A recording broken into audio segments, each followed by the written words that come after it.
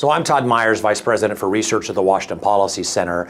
And as we've pointed out in the report card for Washington's future, Washington's budget has increased by more than 50% above population and inflation over the past decade. And yet, this legislative session, they want to increase spending even more, and they want to raise billions in taxes, about $15 billion, to cover the gap between what we have and what they want to spend.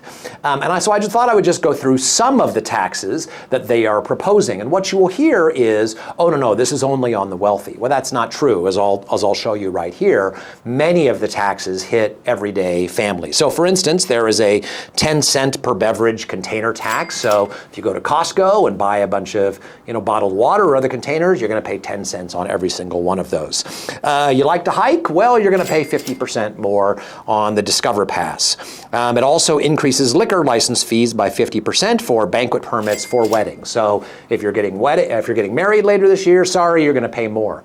I will admit that it's sort of clever to pass budgets or propose budgets that make us want to drink and then tax us for drinking. That's probably a good strategy for raising revenue, but not great for me. It increases the hunting and fishing license fees. So if you want to go out, hunt and fish, you're going to pay more. There's another bill that it's purportedly for generating resources to combat domestic violence by imposing a tax on online dating applications. So if you get onto an online dating app, you're looking for somebody else, you're going to pay a new tax on that. Now, they say it's to fight domestic violence. Who could be against that? Well, if it's important, why make it contingent on the tax? Why not use general fund money? The argument that, we'll only fight domestic violence if we get the new tax, I think shows you this is more about the tax. There's also a new ticket fee for sporting events and concerts. You want to go out at a concert, you're going to pay more for that. Increasing the gas tax by 9 cents a gallon. So Washington already has some of the highest gas prices in the country and some of the highest gas taxes in the country, and this would make them even higher. Now, despite having one of the highest gas taxes in the country, according to national surveys, we have some of the worst roads still. So where is the money going? Well, they want another 9 cents a gallon to find out, this time they'll fix it, they promise, I'm certain. They also passed a new law that would increase the low carbon fuel standard, how strict that is. That'll drive gas prices up as well. They also have an additional tax on the sale of cell phones, smartwatches, and other devices. They impose an 11% sales tax on firearms and ammunition. They impose a 10% charge at duty-free stores. So what I think is interesting about this is that some of the people who are complaining about the president adding 10% in tariffs are then adding a 10% at duty-free, which in some ways is like a tariff. It triples the property tax growth limit. So right now, property tax increases are limited to 1%. This would allow it to go to 3%, and another version would allow it to go even higher. Again, this hits everyday working families, anybody who has a home, but even renters, because those property taxes are passed through to them. And then there's another bill that would tax prescription drug prices. So all of these things are hitting just average working families, and we haven't even gotten into the big ones yet.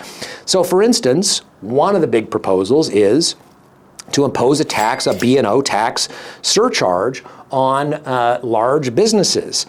Our B&O tax is one of the most unequitable in the country. In fact, we have, as we've pointed out in the report card for Washington's future, one of the worst business tax climates in the country. Over the last decade, we went from sixth best to fifth worst in the country. We're now adding more taxes on businesses.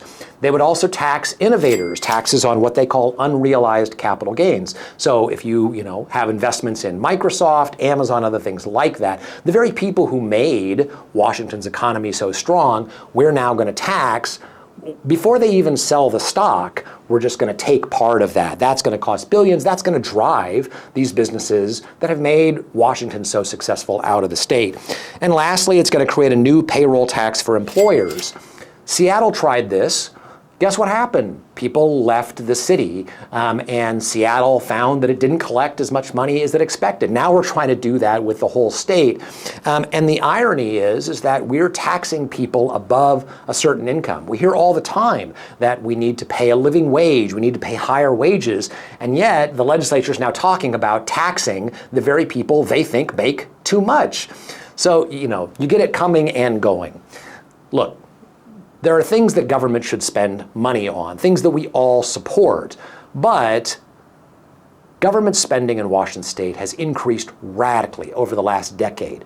We can do a no new taxes budget and still cover all of the things that we care about.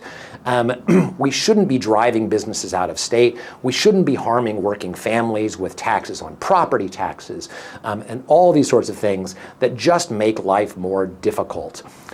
There is a way. We have put out a series of videos of examples of ways that we can cut things that are frivolous, that are unnecessary, and prevent these big tax increases that hit us all. So that's the way to go forward. And we encourage the legislature to cut the waste.